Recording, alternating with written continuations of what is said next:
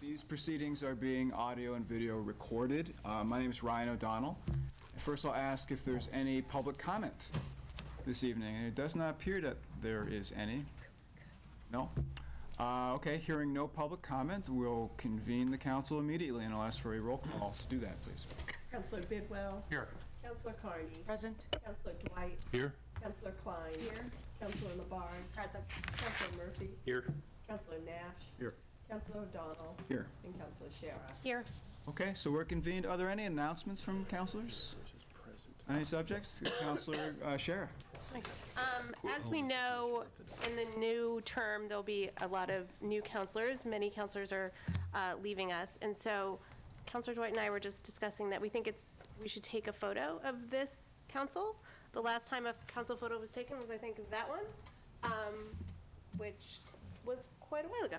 So we'd like to find a time before a council meeting in the next few meetings to go ahead and do that. So if you know that you're going to not be at a meeting in say, October or early November, how about let me know, and then we want to give you, notice that we're going to take this photo. So we'll let you know which meeting it's going to be. Okay. Very, very nice idea. Cool. It's worth noting that there was no documented evidence, at least photographic evidence, that Mayor Narkowitz ever served on the council. Ah. There was no class photo with him. Yeah. I would like to point out it's because I wasn't on the council and no one else seemed to want to take a picture. So I'm sure there are inauguration photos and things like that. they've all faded. Is he really armed? Any other announcements? Councilor Dwight. The report on the Charter Review Committee. We are now actually starting the process of finalizing a report, and which includes minor housekeeping changes, but then some more significant changes, many of which I've already related to you all in the past. There was a number of lengthy discussions relative to how the report should be done. Also, discussion relative to the ongoing challenge of outreach, particularly to communities that are underrepresented or marginalized, and basically the best that we can do at this point, I think, is to try and either book a meeting at Jackson Street School in October or JFK, do some outreach in Spanish and in English, and in the hopes that people would have some interest. The one point is that if any new issues are identified, it's depending on the enormity of those issues, we could include it, but we have December 31st deadline to finish our to actually get our final report to present to this council and the mayor. But it's also noted that this is just the mandated review, but charter changes can also come in the interim period as well. So if larger issues are identified, they can be carried over and discussed, and then a petition, if it warrants a petition of the legislature to change, we can still submit those even without a charter review committee, but just as a community action. So, but there, our ongoing frustration with that issue throughout the whole charter review process is trying to get community engagement has been tricky. There were 3 public speakers who, former Councilor Maria Tomasco, former Councilor Michael Kirby, and Fred Zimnock, speaking about their desire to have an annual report that, well, we were struggling with what form it would take. Similar, we do have an annual report, basically, it's the budget. But their concern was access to information that's mostly online, and their concern was that it's difficult to access if you're not particularly adept at searching for things online. So there was a long discussion about that, about whether to embed that in the charter or to review and consider something like that as policy or as ordinance or something else later down the line. I think the consensus was essentially that since the language would be too amorphous, you couldn't identify it very clearly, and it would be aspirational, it really probably wouldn't be, the charter probably wouldn't be the most appropriate place to put it. So there, that is Oh, that's great. synopsis of the conversation. And you're still weighing whether to finalize a report, or a draft report, for the end of the year, yes. which might generate The more idea- interest. Yeah, the hope was that if we do a draft report, that it would generate interest in the community, but it would also, given the fact that, as Councilor Scherer noted that we're in the middle of an election season, there are a number of candidates who may have some thoughts about this, or might come up in the process of the forums, the discussions about charter changes, and that also hopefully consequently engage more public thought Yeah. and discussion. Well, thank you. Thank you. A Thank very- you. Very informative report. Any other announcements from anybody? No? Mr. Mayor, do you have any communications or anything you'd like to say? I do not. Okay. Let's see what else. So we have the consent agenda next, and that contains the following items, which I will read, and at the request of any counselor, we can remove them for a separate vote, otherwise there's no discussion. Contains the minutes of September 5th, 2019. Appointments to various committees that have all received positive recommendations from the Committee on City Services. The next set are all for a term running from July 2019 to June 2022. And this is to the Arts Council, Eamon Crowley Edge, 56 Summer Street, Northampton. To the Central Business Architecture Committee, Melissa Fridio, 123 South Street, number 2. Also to the Central Business Architecture Committee, Bridget Goggins of 783 Bridge Road. To the Housing Partnership, Rich Abuza, 245 Chestnut Street, Florence. To the Planning Board, Euripides de Oliveira, 35 New South Street, Northampton. The following are appointments for referral to the Committee on City Services, so they'll come and they'll come back. And these are all, I'll just read them. To the Trust Fund Committee, Catherine Foote Newman. Since they're going to come, I'm just going to go through it. Catherine Foote Newman, 697 Bridge Road, Northampton, July 2019 to June 2022. Housing Partnership, Reverend Todd Weir, 124 Mosier Street, Northampton, July 2019 to June 2022. Parks and Recreation Committee, Kathleen M. Elliott, 39A Florence Street, Leeds, October 2019 through June 2021. To the Planning Board, Alan Verson, 508 Kennedy Road, Leeds, for full membership, October 2019 to June 2022. And David Whitehill of 60 Washington Avenue, Northampton, associate member for a term October 2019 through June 2021. So that concludes the consent agenda. Do I hear a motion or any removals? No. No removals, but there is a typo. Okay. It's Melissa Fridlow, not I-O, but L-O. Okay. Noted. Thank you. And then, yes, I move the consent agenda. Okay. Made and seconded. All those in favor of the consent agenda, please say aye. Any opposed, any abstentions? So that is approved, and we will recess for finance. Excellent. Laura, would you read the roll of finance, please? Sure. Counselor Murphy, Here. Counselor Carney, Present. Counselor Labarge, Present. and Counselor Shara. Present. Thank you. First item is the approval of minutes of our September 5th meeting. Do we have a motion? Vote to approve. Second. Any changes, alterations, additions? Hearing none. All in favor? Aye. Excellent. All right, the first order we have tonight is 19130, in order to increase energy and sustainability revolving fund threshold from $150,000 to $250,000.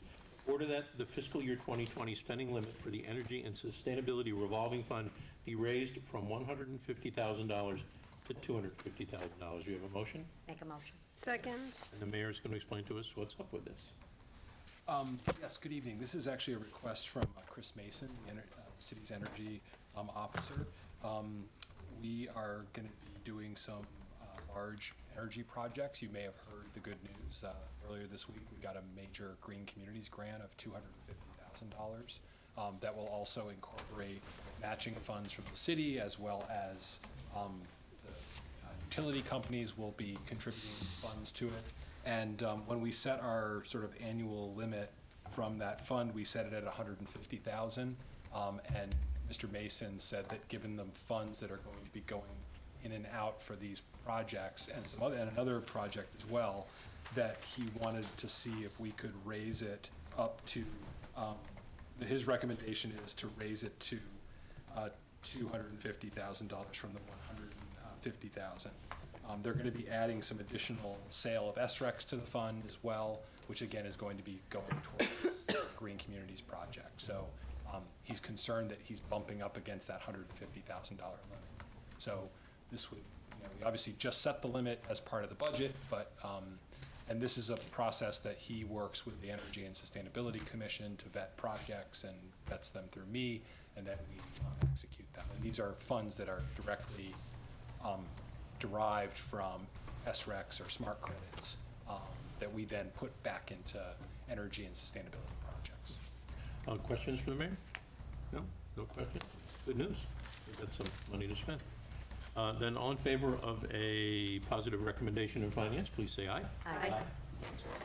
All right, the next is 19133, order for some 2020 budget transfers.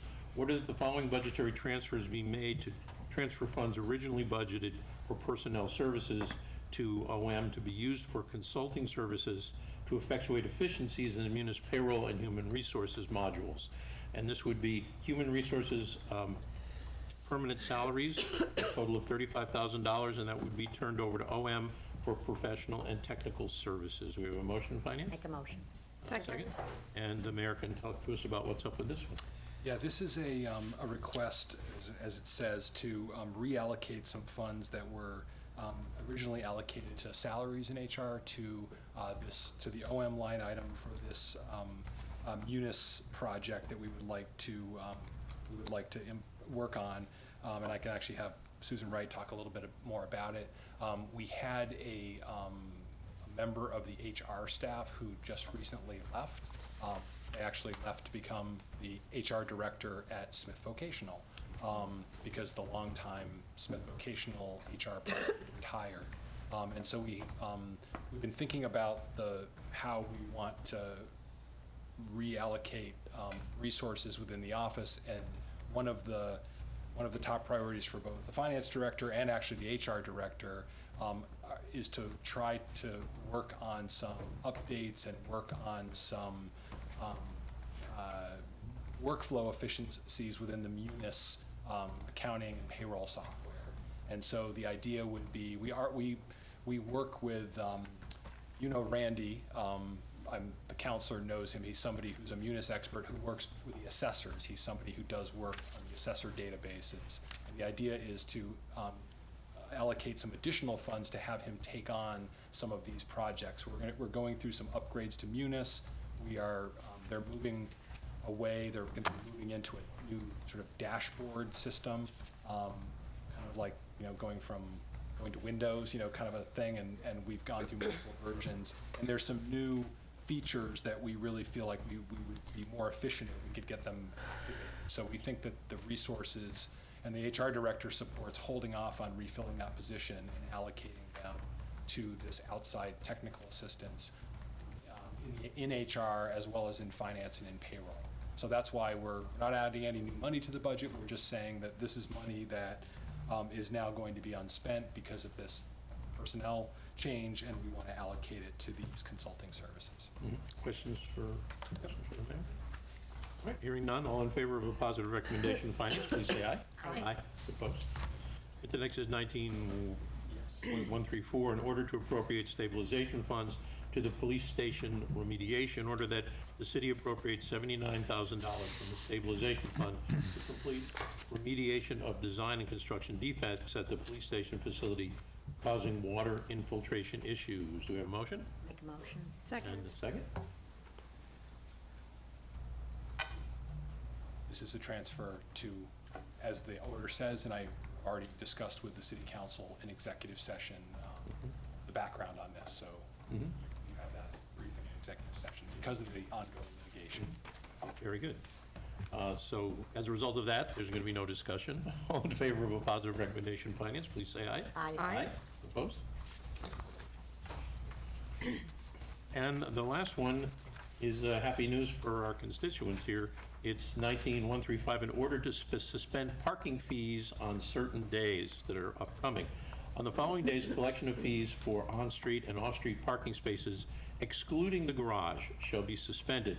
It would be Friday, November 29th, historically known as Black Friday, Saturday, November 30th, which is Small Business Saturday, Tuesday, December 24th, which is Christmas Eve, and Tuesday, December 31st, which is New Year's Eve.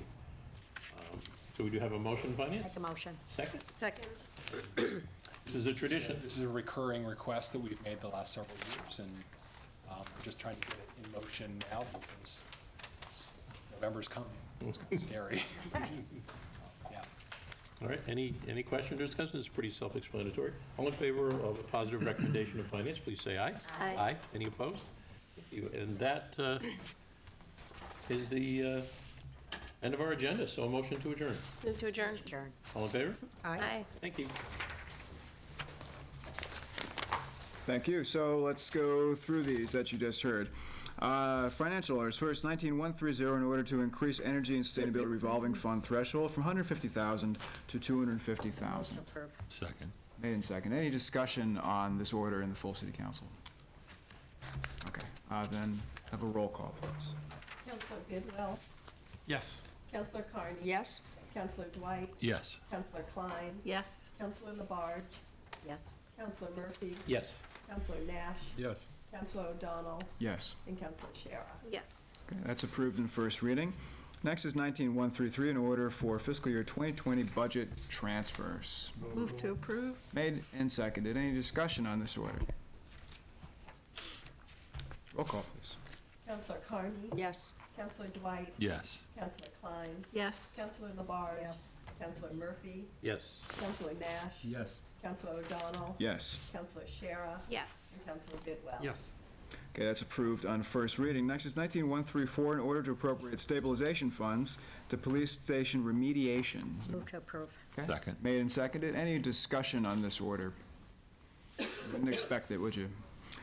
So, if not, let's have a roll call, please.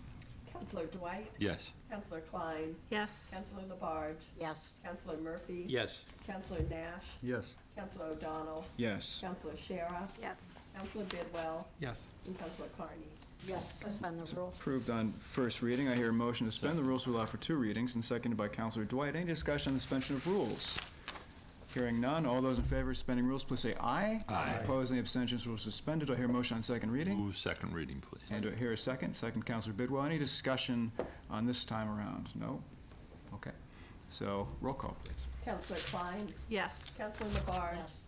Counselor Murphy, Yes. Counselor Nash, Yes. Counselor O'Donnell, Yes. Counselor Shara, Yes. Counselor Bidwell, Yes. Counselor Carney, Yes. and Counselor Dwight. Yes. Okay, approved on second reading. Next, 19135, in order to suspend parking fees on certain days. Move to approve. Everyone moves and approves to approve that. So it is on the floor. Any discussion on this? Roll call, please. Counselor Labarge, Yes. Counselor Murphy, Yes. Counselor Nash, Yes. Counselor O'Donnell, Yes. Counselor Shara, Yes. Counselor Bidwell, Yes. Counselor Carney, Yes. Counselor Dwight, Yes. and Counselor Klein. Yes. It's approved on first reading. There are three financial orders that are on second reading, and they are these: 19126, in order to appropriate transportation infrastructure enhancement funds, $6,157 for Burt's Pit Road reconstruction. Move to approve. Second. Made and second. Any discussion? Hearing no discussion, I'll ask for a roll call, please. Counselor Murphy, Yes. Counselor Nash, Yes. Counselor O'Donnell, Yes. Counselor Shara, Yes. Counselor Bidwell, Yes. Counselor Carney, Yes. Counselor Dwight, Yes. Counselor Klein, and Yes. Counselor Labarge. Yes. Okay, that is approved on second reading. Next, 19127, in order to authorize intermunicipal agreement for Young Adult Empowerment Collaborative of Western Mass. Motion on this from anyone? Move to approve. Move to approve and seconded by Counselor Dwight, I believe. Okay, so any discussion on second reading? Then let's have a roll call. Counselor Nash, Yes. Counselor O'Donnell, Yes. Counselor Shara, Yes. Counselor Bidwell, Yes. Counselor Carney. Yes. Counselor Dwight, Yes. Counselor Klein. Yes. Counselor Labarge. Yes. And Counselor Murphy. Yes. Okay, it's approved on second reading. Next, 19129, an order authorizing the lease of the senior center roof for solar panels. Move to approve. Second. Okay, made and seconded, discussion? Let's have a roll call. Counselor O'Donnell. Yes. Counselor Shara. Yes. Counselor Bidwell. Yes. Counselor Carney. Yes. Counselor Dwight. Yes. Counselor Klein. Yes. Counselor Labarge. Yes. Counselor Murphy. Yes. And Counselor Nash. Yes. That is approved on second reading. 19138, in order to authorize community choice aggregation to reduce greenhouse gas emissions is next. Approval? Second. So it is made and seconded. I will read it into the record and for the benefit of the public. This is in the City Council, September 19th, 2019, upon the recommendation of Mayor David J. Narkowitz, Planning and Sustainability, Central Services, and the Energy and Sustainability Commission. Again, in order to authorize community choice aggregation to reduce greenhouse gas emissions. Whereas Massachusetts authorizes municipalities to, quote, aggregate the electric load of interested electric customers within its boundaries, end quote, to provide competitive electric supplies, Mass General Law, Chapter 164, Section 134, commonly known as Community Choice Aggregation, CCA. Whereas over 145 Massachusetts municipalities have adopted some form of CCA. Whereas on October 12th, 2012, City Council authorized the city to participate in a CCA through the former Hampshire Council of Governments to allow a greening of the city's electric supply and encourage energy conservation and renewable energy. Whereas the city, in cooperation with Amherst and Pelham, the University of Massachusetts Clean Energy Extension, the Urban Sustainability Directors Network, USDN, and 6 other municipalities around Massachusetts and the United States, has been studying how a CCA can provide competitive electric supplies while prioritizing a reduction in greenhouse gas, GHG, emissions. Whereas the city, through its Planning and Sustainability, presumably department, and in cooperation with Central Services and outside partners, obtained a grant from USDN to hire outside consultants to study the most effective ways that a CCA can reduce greenhouse gas emissions. In parentheses, it's CCA 3.0. Okay? Whereas the draft Northampton Climate Resiliency and Regeneration Plan identifies CCA as a critical strategy, a high impact practice to reduce greenhouse gas emissions. Whereas any Northampton CCA would have dual priorities of procurement of maintaining competitive electric rates and maximizing greenhouse gas emission reductions. Ordered that the mayor is authorized to obtain the necessary data, plans, applications, and regulatory approvals for community choice aggregation, CCA, independently or in joint action with other municipalities, implement CCA, and enter into joint powers agreements with other entities for joint CCAs. So perhaps we could ask the mayor if you'd like to present it first, since he's Sure. bringing it to us. And then I can also have Mr. Fiden speak, since he's my Please, representative yes. on the 3 community working group that's been studying this. You may recall several, it was a year plus ago, the council passed a resolution which dealt with a number of things, but one of the recommendations was that the city explore CCA. You did authorize the city to enter into CCA many, many years ago as part of a failed attempt to do it regionally with the Hampshire Council of Governments, which was unsuccessful, so we had actually sort of done it. This is the next generation of CCA, and so we've been working, the 3 communities have been working with UMass. There's been a planning group, a working group, and so the idea is to get this authorization in place to be able to be ready to move forward with it. So it might be helpful to have Mr. Fiden talk to you a little bit about the work of the group and why the 3 communities are bringing these forward to queue this up. Thank you. So just quick background. I think you all know the background, but to make sure we're all in the same place. So until some number of years ago, all utilities were monopolies for both supply of electricity and distribution. And about 8 or 9 states said utilities are natural monopolies. It's hard to have 2 separate sets of power lines, and so they should be the ones distributing power. But they're not a natural monopoly for producing power. And so the system was deregulated. You can buy your power from National Grid, or you can buy your power from anybody else. And that's been true for a number of years. Most small customers, so the city does not use National Grid, lots of large customers don't use National Grid, but most small customers tend to just do the default and use National Grid. It's easier, frankly, some of the claims from other companies don't actually stand up, and the Attorney General has been investigating some of the other companies for false advertising. So the vast majority of homeowners, small businesses, use National Grid as the default supplier. As part of the law, the state says municipalities can become the default provider of electricity, not distribution. Nothing changes, no new wires come up. But a community can step up and say, we're going to buy power, and we're going to, in essence, sell it to the community. You know, almost half the communities in the Commonwealth have done that. And it's a fairly simple process. They're basically doing the same thing utilities are. They're hedging their bets. They're buying very short-term power and slightly less short-term power. And they're not actually buying generation facilities. They're going to a broker, they're going to a staff person, and they're just signing contracts with existing companies who are out there. So we began the process, as the mayor said, you know, almost a decade ago, and what we found quickly is the range of CCAs out there varied dramatically. Most, you know, Hadley just got a CCA, Greenfield's had it for a while. Most of the companies are doing it to save customers a couple cents in the bill. Very little money, but it's a few cents on the bill. Then some communities, and that's where this sort of CCA 1, CCA 2, CCA 3 came from. And then some communities said, well, we want more renewable energy. So we're going to buy what's called renewable energy credits. Somebody provides electricity or renewable energy, and they get a credit for providing renewable energy. So people go out in the market and provide renewable energy.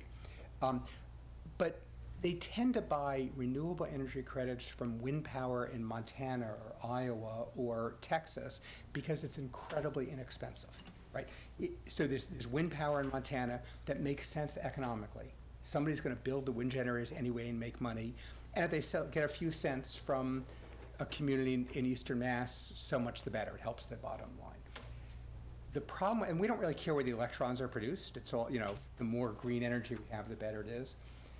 The problem, the jargon term is additionality.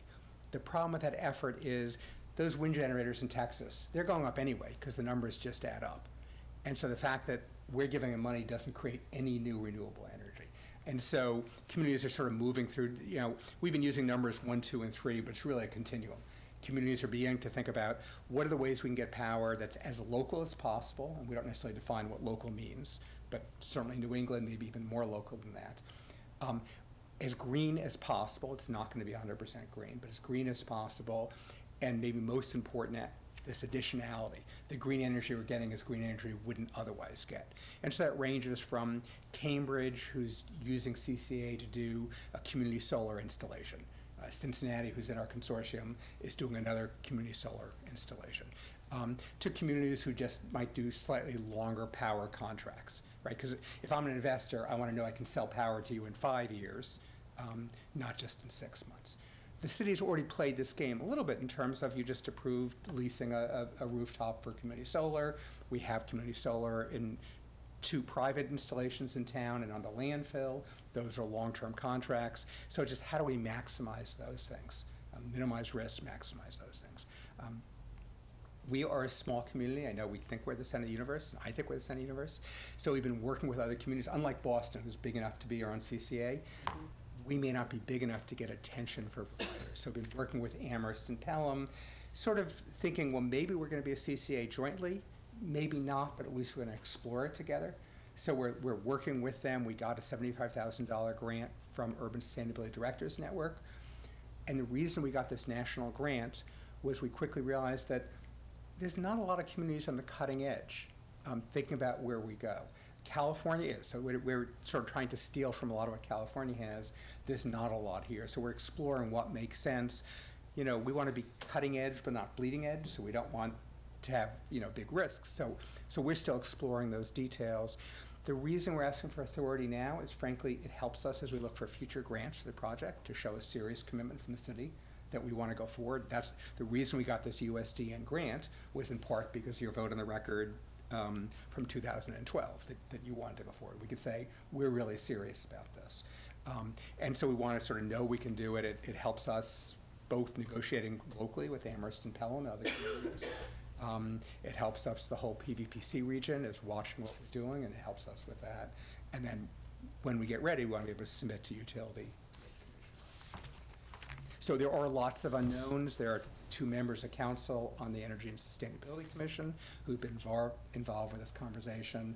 We're certainly happy to keep you in update as you want in the process. But just to be clear, one thing, I want to go over this. So if we set up a CCA, we would become the default provider for electricity, but there's no requirement people stay with us. So you can check, you can opt out anytime you want to opt out. And so, of course, so what you see on the order is the dual goals of maintaining competitive power rates and greenhouse gas emissions.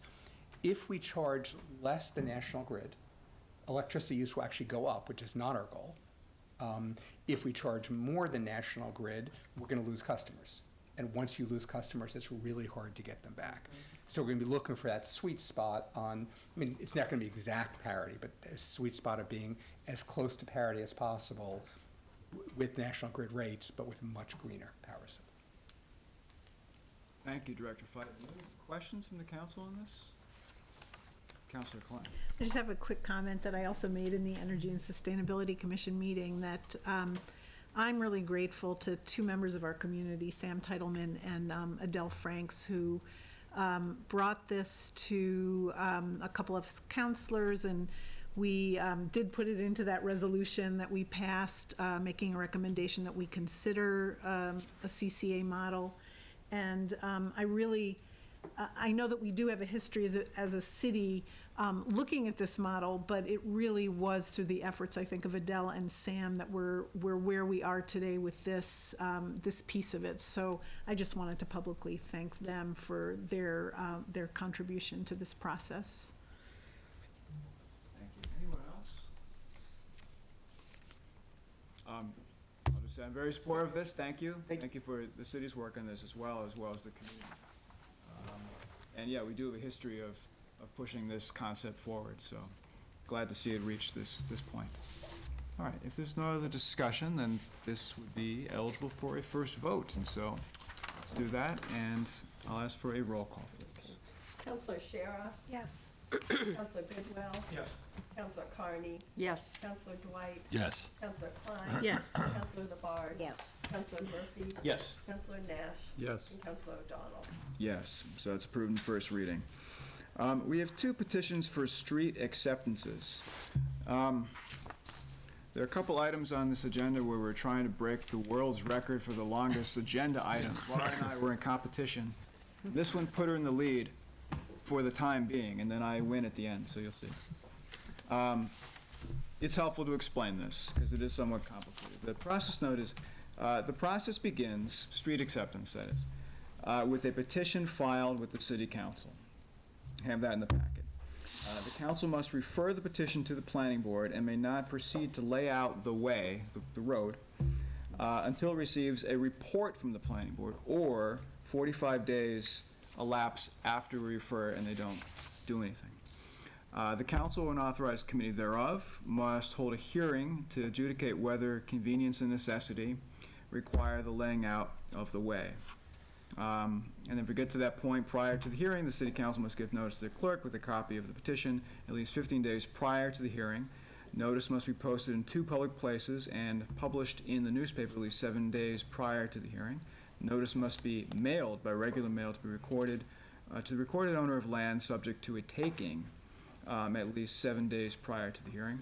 And finally, if at the hearing no person interested objects, the council may proceed to lay out the way within 12 months. If the council determines that common convenience and necessity would be served by laying out the way, the council must make the necessary takings to acquire the easements needed for the way. Okay, but all we're doing today is the first part, just so everyone has an idea of that whole process. We've done this before.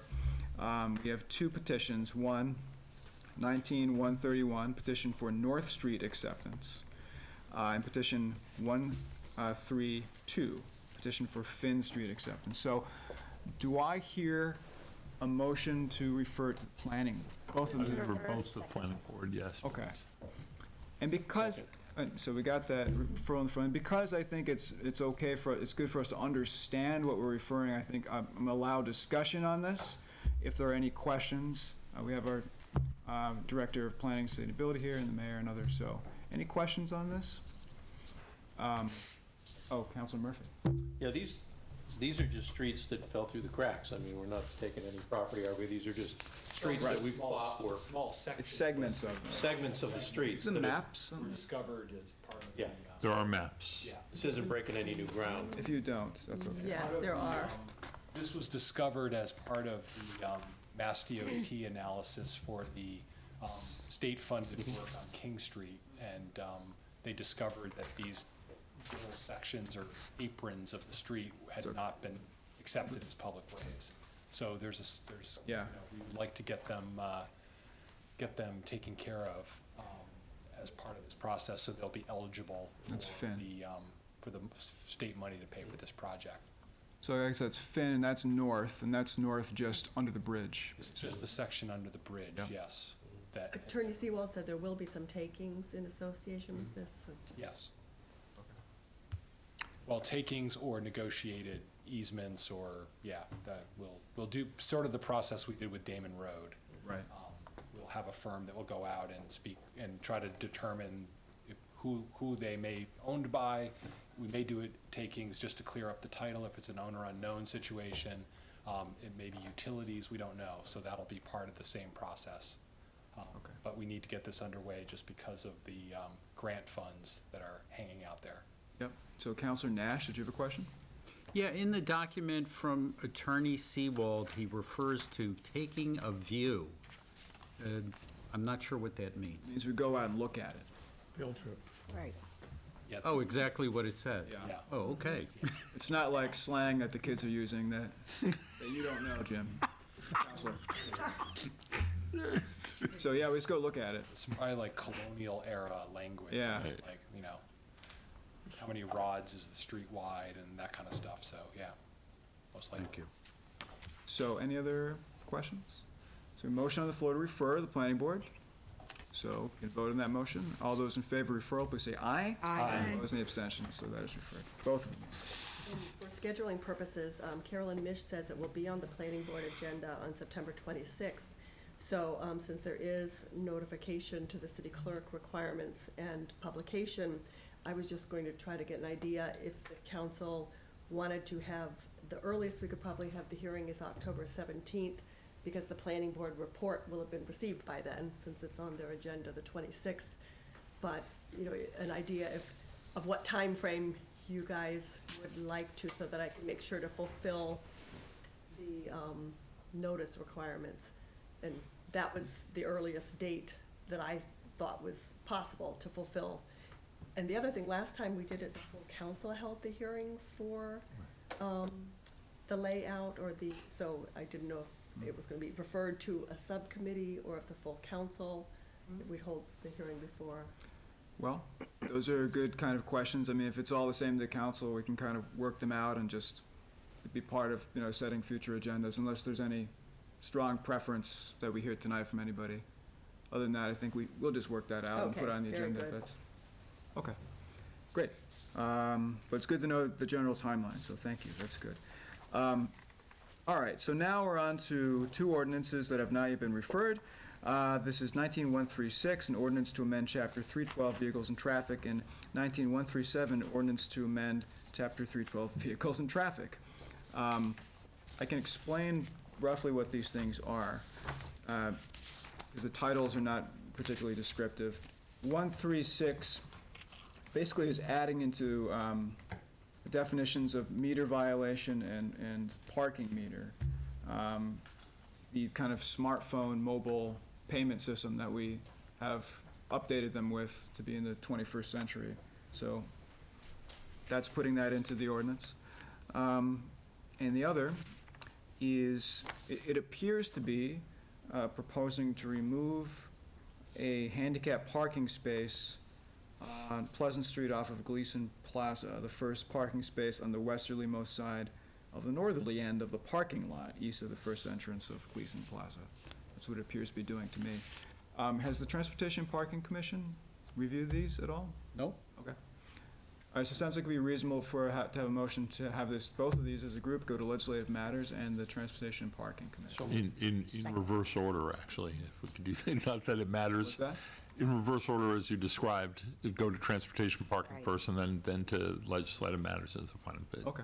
Not that really. It will go to both at the same time, and you can take them up when you choose. Great.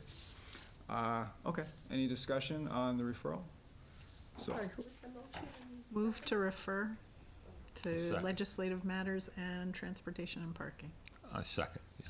oh, maybe, I'm sorry, did I not get a motion? Okay, now we do. So, any discussion on the motion? No. Okay, all those in favor, please say aye. Aye. Opposed, any abstentions? So that's, both of them are referred. Now we have ordinances. If we can, Director Fiden, do you have any that you're interested in besides the rezoning one? So let's do that first, so, because you're here. So 19105, an ordinance to rezone 5 parcels from general industrial to office industrial. This provides that Chapter 350, Section 3.4 of the Code of Ordinances be amended by modifying the zoning map of said code to rezone 5 parcels from general industrial GI to office industrial OI, and rezone 1 parcel GI to special conservancy.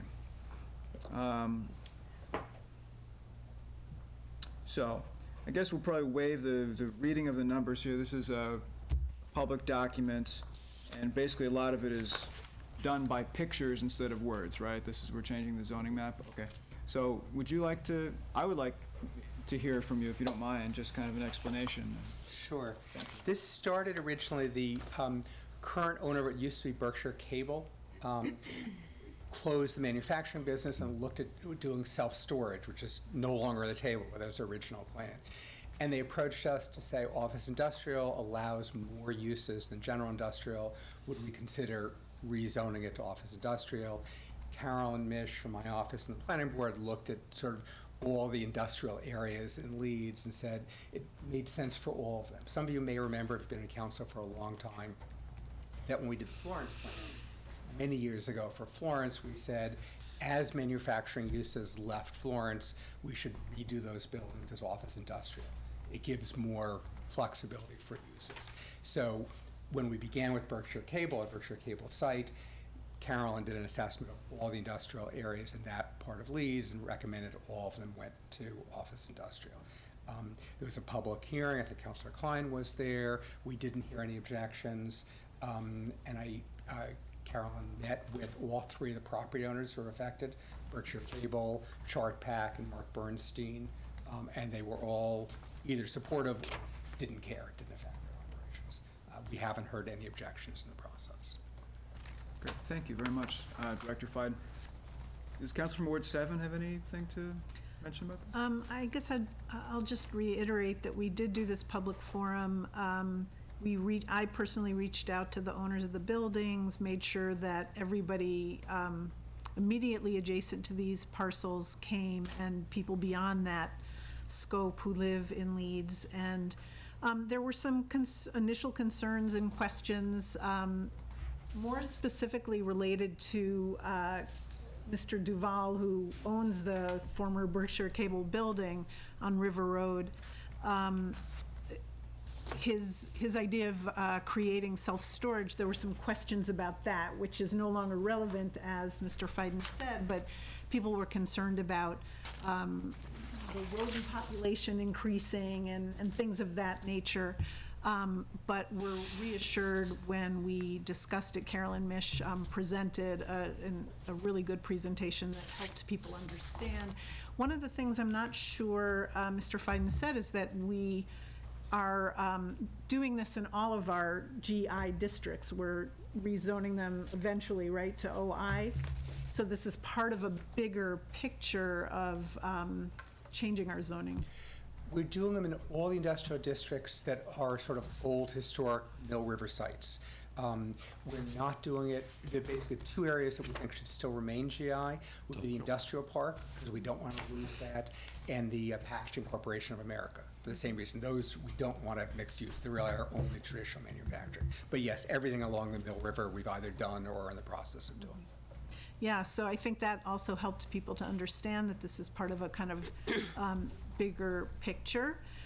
There was one other concern that got expressed, I think, for the people on, folks who live on Water Street, the building there that is under, that parcel with the building there. There was some question about whether that could increase large trucks, if there could be, if the space could be used for things that would draw more traffic. But through the explanations that were provided, I think people felt like this was a fine plan and were very much in support. So the people of Leeds felt like this is a go. All right. The people of Leeds, some have spoken. Councilor Dwight. It's also worth noting that there is a section that's being transferred from GI to Special Conservancy. There's a wetlands protection area, which currently is vulnerable, and this actually, and this makes a lot of sense, and from what I understand, there are no objections to that modification as well, so. And this went through legislative matters with full approval. Great. That's good. That's actually a good point. Yeah. Okay. Any other conversation in the council? Ready to vote on at first reading? Okay. So roll call, please. I'm sorry, did we get a motion on it? No. Oh, we To did? I move approve. approval. I'm just like I'll second it. skipping left and right here. Thank you. Counselor Bidwell? Yes. Counselor Carney? Yes. Counselor Dwight? Yes. Counselor Klein? Yes. Counselor Labarge? Yes. Counselor Murphy? Yes. Counselor Nash? Yes. Counselor O'Donnell? Yes. And Counselor Shara? Yes. Okay, that's approved in first reading. So, thank you, Wayne. We're gonna go back up. 19-102, an ordinance relative to parking on Glendale Road. It appears to modify the schedule of parking prohibited at all times spaces and deletes four of them on Glendale Road. On one side of the road, you have a map. It's better than me talking. There we go. So these spaces are to 125 feet northerly from the center line of the driveway to the landfill, roughly, and 450 feet southerly from that point as well. And then on the other side, 120 feet northerly and 175 feet southerly. So people know basically where that is. Okay, so now I'll correct what I keep doing wrong all night, and I'll ask for a motion. Move to approve, please. Second. Thank you very much. So now it's on the floor. Councilor Dwight. Actually, I would defer to Councilor Nash, but essentially, this is removing all parking prohibitions that currently exist on Glendale Road because of its historic use as a landfill. Now that it is closed, these restrictions are no longer necessary because you don't have people queuing up or trucks queuing up for the landfill. So it's house cleaning. As I heard it, it was presented before us in legislative matters. I'll defer, thank you. I'll defer to the chair of the Transportation Parking if he wants to talk, and then Councilor That's LeBlanc. exactly what I was going to say. And also Remarkably that, eloquent. and that, yeah, he said it much better than me. And Counselor Labarge, this is in her ward, and she's in full support, and and positive recommendation from the TPC and from legislative matters. It'll be very important for us to hear from the counselor from Ward 6, what her thoughts are. For years, when the landfill was open, big 18-wheelers would be out there like 6:30 in the morning, parking there and idling. There's no reasons, the landfill is closed, to go ahead and remove it That's it. Thank you very much, Counselor. Any other discussion? Then let's have a roll call. Counselor Carney? Yes. Counselor Dwight? Yes. Counselor Klein? Yes. Counselor Labarge? Yes. Counselor Murphy? Yes. Counselor Nash? Yes. Counselor O'Donnell? Yes. Counselor Shara? Yes. Counselor Bidwell? Yes. Okay, so that's approved on first reading. Chicken. Now, we have 19110, an ordinance relative to bus stops on Bridge Street. This appears to modify Schedule 13, and it appears it would add a bus stop on Bridge Street, the northwest side, from a point 300 feet northeasterly from Market Street to a point 360 feet northeasterly from Market Street. So, motion on this for approval? Move to approve. Made and seconded. Counselor Nash, do you have anything? Well, this is actually a continuation of the fine work that you started around Bridge Street School, of re-examining what the parking situation around, on Bridge Street, next to Lamprey Park, near Bridge Street School, and that, one of the issues there is that there's a bus stop near Bridge Street School that it's actually not codified in city ordinance, and that in discussions with the PVTA, they felt that it was better to relocate it up the road. That's why we're adding a bus stop rather than moving a bus stop, because it's actually not in ordinance. And to locate this bus stop across the street from the post office. That in terms of public transportation, it makes sense for east and, opposite direction, in this case, east and west bus stops to be paired with each other. That's the way they like to design things. The way this was set up before, the bus stop near Bridge Street was just, the nearest eastbound, bus stop was down at the post office almost a quarter-mile away, or up at Sheldon Field. And lastly, that this is helping clear up, a confusing thing for parents parking at Bridge Street, as that most people know they shouldn't park in a bus stop, and there's a bus stop sign, and that it's prime parking for parents near the school. So I think this solves a lot of things, and positive recommendation from the TPC, and I believe, and from Legislative Matters as well. Cool. Counselor, do you have something?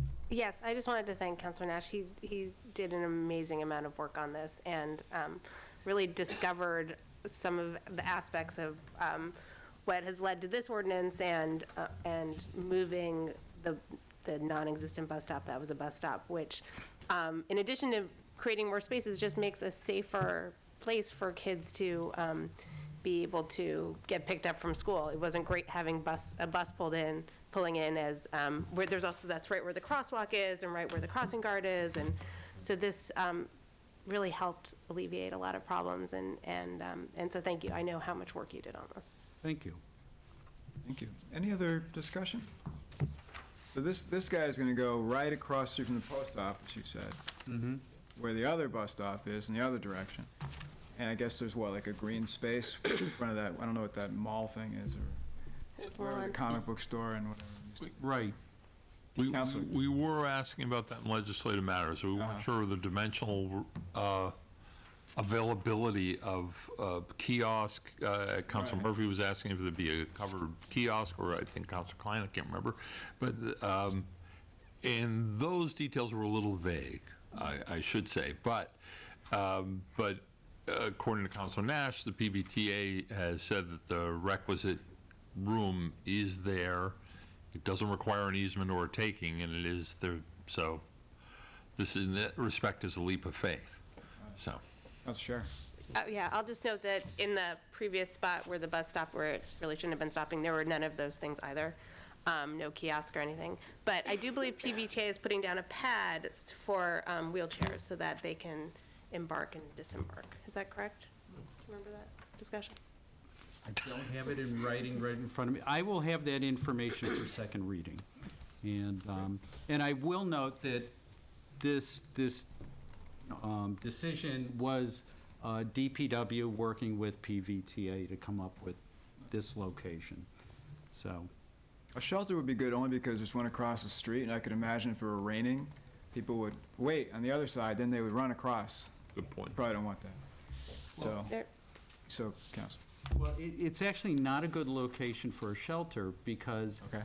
most people disembark the bus there. They're getting off. It's, the bus route will end in town either at the courthouse or up at Smith. So most people are, they're coming back from UMass. There's not I don't think there may be a few people, but most riders are not riding from that location up to Oh, I Smith. see, yeah, that's true. So, Makes good sense, yeah. In any event, much better than where it was, as Counselor Shara pointed out. All right, any other discussion on the bus stop?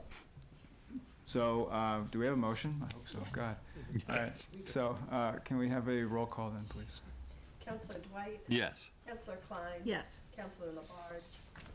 Counselor Labarge? Yes. Counselor Murphy? Yes. Counselor Nash? yes. Counselor O'Donnell? Yes. Counselor Shara? Yes. Counselor Bidwell? Yes. Counselor Carney? Yes. Okay, approved in first reading. Now, Uh-oh. the longest agenda item ever that Ms. Krutzler thought she had, but she was wrong. It was this one. The rules say we have to vote on everything twice, every matter twice. So the thing about the energy delegates, we have to vote on it twice, okay? And because it was made verbally, I have to read it verbatim, according to the solicitor. So this is other matters, deliberate and vote on the process by which the City Council shall designate its voting representatives to the International Code Council, ICC, for the purpose of casting 4 votes relative to the International Energy Conservation Code, IECC, and the method by which such votes shall be decided and cast. Second vote on the motion, and this is the Administrative Assistant to the City Council, I think, did a good job consolidating the motion that was spoken, originally made by Councilor Dwight, and I added a friendly amendment. It's my belief that this quote captures what we meant, but if I'm wrong, let me know. So this would be, quote, move to refer discussion of the 2021 International Energy Conservation Code, IECC, to the Community Resources Committee, which in turn will make a recommendation that will come back to the full council for a vote on November 21st, 2019, and further to ask for consideration of suspension of the rules to allow 2 votes at that meeting, with the friendly amendment that the 4 designees be the members of the committee, and that the designees be bound to transmit the opinion of the entire city council as adopted. So would someone make that? Counselor? Well, first of all, I accept the friendly amendment. Yep. And then it would move this. Okay, so you move it Amended. as I spoke it. Yes, as you spoke. Seconded by Counselor Klein. Any discussion on it or changes or anything like that? Okay, so I'll ask for a roll call then. Counselor Klein? Yes. Counselor Labarge? Yes. Counselor Murphy? Yes. Counselor Nash? Yes. Counselor O'Donnell? Yes. Counselor Shara? Yes. Counselor Bidwell? Yes. Counselor Carney? Yes. Counselor Dwight? Oh, yes. Any new business this evening? Motion to adjourn? So moved. Okay, any opposed to adjournment? All those in favor, please say aye. Aye. Good night. Thank you very much.